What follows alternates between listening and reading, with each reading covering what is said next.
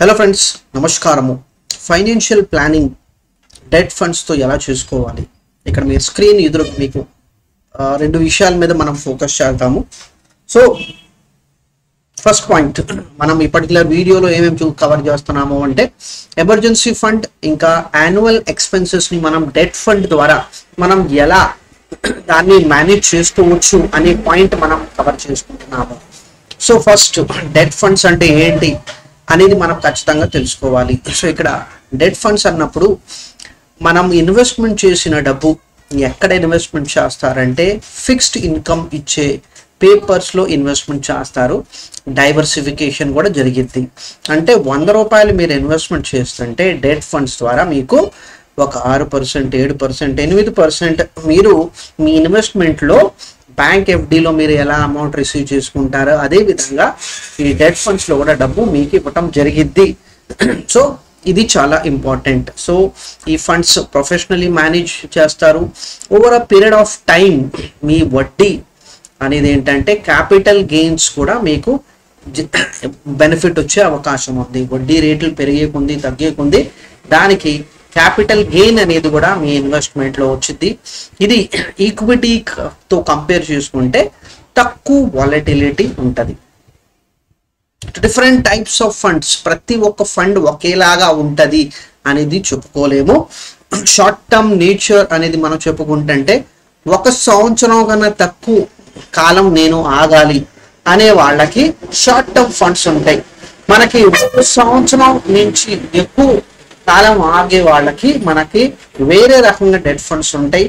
Government సెక్యూరిటీస్లోనే నా డబ్బు వెళ్ళాలి అనే వాళ్ళకి గిల్ట్ ఫండ్స్ ఉంటాయి. Private companies fixed income papers అంటే వడ్డీ ఇచ్చే పేపర్లు మార్కెట్లో తీసుకుంటే అలాంటి పేపర్స్లోనే నేను ఇన్వెస్ట్మెంట్ చేయాలి అనేది వాళ్ళ కోసం కూడా సపరేట్గా ఉంటాయి. సో మన అవసరాలు తగ్గట్టు మనకి డిఫరెంట్ డెట్ ఫండ్స్ మార్కెట్లో అవైలబుల్గా ఉంటాయి. సో అడ్వాంటేజ్ మనకి ఏంటంటే క్యాపిటల్ లాస్ రాకుండా నాకు ఒక రెగ్యులర్ ఇన్కమ్ వచ్చేలాగా డెట్ ఫండ్స్ మనం ప్రిఫర్ చేసుకోవచ్చు. ఈక్విటీకి కంపేర్ చేసుకుంటుంటే లో రిస్క్ ప్రొఫైల్ వాళ్ళు ఈ పర్టికులర్ డెట్ ఫండ్స్ ప్రిఫర్ చేసుకోవచ్చు. Interest rate risk, credit risk, కొన్ని రిస్క్లు ఉంటాయి. So over a period of time ప్రతి ఒక్క ఇన్వెస్ట్మెంట్లో ఒక రిస్క్ అనేది మనం చూస్తాము. సో దీంట్లో interest rate risk, credit risk, ఇంకా లిక్విడిటీ రిస్క్ అనేది కూడా మనం చూస్తున్నాము. సో ఇక్కడ ఎమర్జెన్సీ ఫండ్ ఎలా మనం క్రియేట్ చేసుకోవాలి డెట్ ఫండ్స్లో మనం చెక్ చేసుకుందాము. ఎందుకు అంటే ఫస్ట్, ఫైనాన్షియల్ షాక్స్, సడన్గా జాబ్ పోయిపోవటం, లేకపోతే ఎమర్జెన్సీ రిక్వైర్మెంట్ కోసం నాకు డబ్బు అవసరం వచ్చింది. సో ఒక్కసారి మీరు ఎమర్జెన్సీ ఫండ్ క్రియేట్ చేసుకుంటే కొద్దిగా ప్రెషర్ మనం మెంటలీ మనం తీసుకోకుండా ఉంటాము. ఒక ఫైనాన్షియల్ స్టెబిలిటీ తోటి మనం ఉంటాము. అన్నెసరీ మనకు బ్యాంక్ ఎఫ్డి మనం బ్రేక్ చేయాల్సిన అవసరం లేదు. మ్యూచువల్ ఫండ్స్ లాంగ్ టర్మ్ కోసం నేను ఇన్వెస్ట్మెంట్ చేస్తున్నాను, ఆ డబ్బు మనం రిడమ్షన్ చేయాల్సిన అవసరం లేదు. గోల్డ్ మనం ఏంటంటే తాకట్టు పెట్టుకొని గోల్డ్ లోన్ తీసుకోవాల్సిన అవసరం లేదు. సో ఎమర్జెన్సీ ఫండ్ ఇన్ని రకాలంగా మనకి యూస్ అవుతుంది. సో దీనికోసం డెట్ ఫండ్స్లో సరైన డెట్ ఫండ్ని నేను చూస్ చేసుకోవాలి నా ఎమర్జెన్సీ సేవింగ్ రిక్వైర్మెంట్ కోసం. ఎందుకంటే నాకు లిక్విడిటీ కావాలి, నాకు కన్సిస్టెన్స్ పర్ఫార్మెన్స్ ఉండాలి, నా క్రెడిట్ అనేది నా ఫండ్లో ఎక్కువ రిస్క్ ఉండకూడదు, ప్లస్ నా క్యాపిటల్ అనేది తగ్గకుండా ఉండే ఫండ్ నాకు ఉండాలి. సో బేసిక్ సేవింగ్ ఎలిమెంట్లో ప్రతిసారి మనం కోరుకునేది ఏంటంటే నా క్యాపిటల్ అనేది తగ్గకూడదు. నేను ఒక 5 లక్షలు పెడతంటే ఆ 5 లక్షల కన్నా తక్కువగా ఉండకూడదు.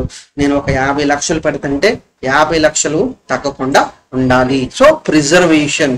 So different types of funds మనం యూజ్ చేసుకుంటాము మన లిక్విడిటీ ఇంకా సేఫ్టీ పర్పస్ కోసం. సో దాంట్లో లిక్విడిటీ స్పెసిఫిక్ ఫండ్స్ మనం ఓవర్ నైట్ ఫండ్స్ ఇంకా లిక్విడ్ ఫండ్స్ పేరు మీద మనం యూజ్ చేసుకుంటాము. దీనికోసమే మనం other short term debt funds కూడా మనం ఉంటాయి. ప్లస్ ఈ ఫండ్స్ని మనం కాన్స్టిట్యూస్లీ మానిటర్ చేసుకుంటా వెళ్ళాలి. సో ఇక్కడ ఎమర్జెన్సీ ఫండ్ రిక్వైర్మెంట్ కోసం చూసాము. మనం అదే విధంగా డెట్ ఫండ్స్ ని మీ సంవత్సరానికి ఒక పెద్ద ఖర్చు వచ్చింది, పిల్లల చదువు కోసం డబ్బు అవసరం వచ్చింది, మన ఒక ఇన్సూరెన్స్ పాలసీ ఒక ₹1,00,000, ₹2,00,000, ₹5,00,000 పాలసీ సంవత్సరానికి మనం ఒకసారి ప్రీమియం కట్టాలి, అలాంటి ఖర్చు వచ్చిన దానికోసం మనం ఇదే ప్రాసెస్ అనేది మనం చూస్ చేసుకోవచ్చు. సో ఎలా? సో దీంట్లో అన్ఎక్స్పెక్టెడ్ ఎక్స్పెన్సెస్ ఉంటుంది. సో యాన్యువల్ బడ్జెటింగ్ క్లియర్ గా మీ ఖర్చులు ఎలా ఉన్నాయి, సో ఆ ఎస్టిమేటెడ్ కాస్ట్ అనేది మనం క్లియర్ గా ఉండాలి. సో చిన్న ఎగ్జాంపుల్ అనుకుందాము, ఒక ఇండివిజువల్ పర్సన్ లైఫ్ ఇన్సూరెన్స్ అనేది ఏంటంటే ఒక 5,00,000 సంవత్సరానికి కట్టుకుంటున్నాడు, ఒక 5 సంవత్సరాలే కట్టుకునే ఆలోచన ఉంది. సో 5,00,000 5 ప్రకారంగా నేను 5 సంవత్సరాలు కట్టుకుంటాను అది ముందుకు వచ్చాడు. ఇది కాకుండా పిల్లల స్కూల్ ఫీజు అనేది ఉంటుంటే సంవత్సరానికి ₹1,00,000. సో 2 పిల్లలు ఉన్నారనుకోండి 2,00,000. సో ఇక్కడ మనకి 7,00,000 అయిపోయింది. ఇది కాకుండా మనకి వేరే బేసిక్ ఏదో ఒక ₹1,00,000 లంసమ్ గా మనకి ఒక అదర్ ఎక్స్పెన్సెస్ అనేది అనుకుంటే ఇక్కడ సంవత్సరానికి మనకి 8,00,000 అనే అమౌంట్ మనకి ఖచ్చితంగా కావాల్సిందే. మనకి నచ్చినా నచ్చపోయినా ఖచ్చితంగా మనం ఈ 8,00,000 అనేది ఉండాలి. సో ఇది మనకి యాన్యువల్ ఎక్స్పెన్సెస్ అనేది కన్సిడర్ చేసుకొని దీన్ని 8,00,000ని నేను డివైడెడ్ బై 12 సుమారుగా నేను చూసుకుంటే దగ్గర ఒక 75,000 ఒక చిన్న మంత్లీ కాంట్రిబ్యూషన్ చేసుకుంటే నాకు ఈ ఫైనాన్షియల్ బర్డన్ ఆ టైంకి వచ్చినప్పుడు నా మీద ఉండకుండా ఉంటది. సో దీన్ని బేసికలీ రిస్క్ ఇంకా రిటర్న్ బ్యాలెన్స్ మనం చూసుకుంటున్నాము. ఎందుకంటే మనం పెట్టిన సేవింగ్ అకౌంట్ కన్నా బెటర్ మనకి ఆప్షన్ ఉండాలి. ఎందుకంటే సేవింగ్ అకౌంట్ ఇవాళ 3.5%, 3%, 2.7% అనే దాని బేసిస్ మీద మనకి ఇంట్రెస్ట్ ఇవ్వటం జరుగుతుంది. దీనికన్నా బెటర్ ఆప్షన్స్ మనకి అవైలబుల్ గా ఉంటే మనం దాన్ని చూస్ చేసుకోవాలి. ఎలా ఉంటదంటే సిస్టమాటిక్ ఎస్ఐపి. మనం ఎస్ఐపి అంటే ఒకటి లాంగ్ టర్మ్ ఇన్వెస్ట్మెంట్ కోసమే కాకుండా మీరు డెట్ ఫండ్స్ లో మీ ఎమర్జెన్సీ ఫండ్ రిక్వైర్మెంట్ కోసం యాన్యువల్ ఎక్స్పెన్సెస్ కోసం కూడా కార్పస్ క్రియేట్ చేసుకుంటా మీరు వెళ్ళొచ్చు. సో ఇక్కడ చాలా చాలా ఇంపార్టెంట్. సో మనం ఇన్వెస్ట్మెంట్ చేసింది మనకి రిటర్న్ కూడా కొద్దిగా బెటర్ రావాలి కంపేర్ టు సేవింగ్ అకౌంట్. అదేవిధంగా మన ప్రిన్సిపల్ అమౌంట్ కూడా సేఫ్ ఉండేలాగా మనం ఫండ్స్ ని ఇవాల్యుయేట్ చేసుకొని మనం ఇన్వెస్ట్మెంట్ చేయాలి. So risk element, diversification, so ఇవన్నీ మనం కంపల్సరీ చెక్ చేసుకోవాలి. సో రెగ్యులర్లీ రివ్యూ మనం అనుకున్నట్టు మన పర్టికులర్ ఫండ్ మేనేజ్ అవుతుందా. సో ఇక్కడ మనం స్పెసిఫిక్లీ డెట్ ఫండ్ అది కూడా షార్ట్ టర్మ్ ఇన్ నేచరే మనం చెక్ చేసుకుంటున్నాము. ఇప్పుడు ఎగ్జాంపుల్ తెలుసుకుందాం ఫ్రెండ్స్. ఇది కొద్దిగా చిన్న ఎగ్జాంపుల్ మాత్రమే. సో దీంట్లో మనం స్పెసిఫిక్లీ ఒకటి ఓవర్ నైట్ ఫండ్ మాత్రమే మనం చెక్ చేసుకుంటున్నాము. సో ఓవర్ నైట్ ఫండ్ లో మనకు ఖచ్చితంగా ఇక్కడ చూడొచ్చు మీరు. సో ఇక్కడ కేటగిరీ వైజ్ మీరు చూస్తుంటే completely overnight fund check చేసుకుంటున్నాము. సో ఇక్కడ మీరు చూడొచ్చు ఒక సంవత్సరం ఐడియల్ మనీకి మీకు ఎంత వడ్డీ వస్తుంది, దగ్గర 6.5% మనకి ఇక్కడ వస్తుంది. ఒక 6 నెలలు మీ డబ్బు అదే ఓవర్ నైట్ ఫండ్ లో ఉంటే మీకు 3.21%, 3.12%. అంటే ఓవరాల్ గా డిఫరెంట్ టైం ఫ్రేమ్ లో డిఫరెంట్ ఇంట్రెస్ట్ అనేది మనకి అక్యుములేట్ అవుతూ ఉంటుంది. ఇక్కడ పాయింట్ మనం తెలుసుకోవాల్సింది ఏంటంటే ఫ్రెండ్స్, మనం ఇన్వెస్ట్మెంట్ చేసిందే సేవింగ్ అకౌంట్ కన్నా బెటర్ మనకు ఒక చిన్న ఆల్టర్నేటివ్ మనకి ప్రొడక్ట్ అవైలబుల్ గా ఉందా. సో ఆ పాయింట్ ఆఫ్ వ్యూ తోటి డెట్ ఫండ్స్ ని మనం యూజ్ చేసుకుంటే చూడండి అక్కడ 3.5% ఉండే ఇక్కడ మనకి 6.5% తోటి మన సేమ్ ఐడియల్ ఎమర్జెన్సీ ఫండ్ ని మనం పాస్ చేసుకుంటా వెళ్ళిపోతున్నాము. చాలా చాలా క్రూషియల్ ఎలిమెంట్ ఫ్రెండ్స్. సో దీనికి ప్రత్యేకంగా నేను చెప్పేది ఏంటంటే ఇక్కడ మనం ఓవరాల్ గా దీన్ని మనం క్లియర్ గా మనకు ఎమర్జెన్సీ రిక్వైర్మెంట్ కి ప్లస్ యాన్యువల్ ఎక్స్పెన్సెస్ కి మనం ఫండ్ ని డైవర్ట్ చేసుకోవాలంటే మీ ఎమర్జెన్సీ సేవింగ్ అనేది కంప్లీట్లీ మీ బ్యాంక్ సేవింగ్ అకౌంట్ కాకుండా డిఫరెంట్ వేరే సేవింగ్ అకౌంట్లో అమౌంట్ అనేది ఉండాలి. దాన్ని మీరు ప్రతి రెగ్యులర్ బేసిస్ మీద మీరు యూజ్ చేసుకోకుండా only at the time of emergency requirement కోసమే మీరు యూజ్ చేసుకుంటారు.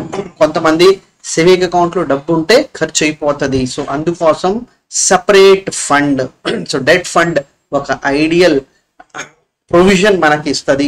సో ఆ ఫండింగ్ రిక్వైర్మెంట్ ఫుల్ఫిల్ అవుతుంది. ఒక ప్రాపర్ ఇన్వెస్ట్మెంట్ డిసిషన్ మనం తీసుకుంటే మన రియల్ ఎక్స్పీరియన్స్ తోటి మనం ఈ సిచ్యువేషన్ నుంచి బయట వస్తాం. సో ఓవరాల్గా మనం ఏం చేస్తామంటే పాస్ట్ పర్ఫార్మెన్సెస్ తోటి ముందుకు వెళ్ళిపోతాము.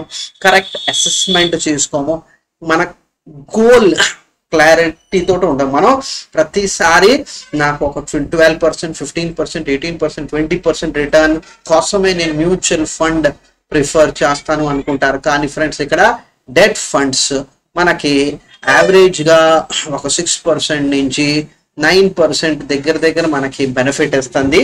దీంట్లో క్యాపిటల్ ప్రొటెక్షన్ అనే ఐడియా తోటి మీరు ఇన్వెస్ట్మెంట్ కోసం వస్తుంటే మీ ఎమర్జెన్సీ ఫండ్ ఇంకా మీరు యాన్యువల్ ఎక్స్పెన్సెస్ రిక్వైర్మెంట్ ని మీట్ చేయడానికి కూడా మీరు క్లియర్ గా దీన్ని యూజ్ చేసుకోవచ్చు. ఒక చిన్న ఎగ్జాంపుల్ ఫ్రెండ్స్, మీరు ఒకవేళ 1,00,000 రూపాయలు మీరు సేవింగ్ అకౌంట్ లో మీరు మెయింటైన్ చేసుకుంటే మీకు ఇంట్రెస్ట్ ఎంత వచ్చేది?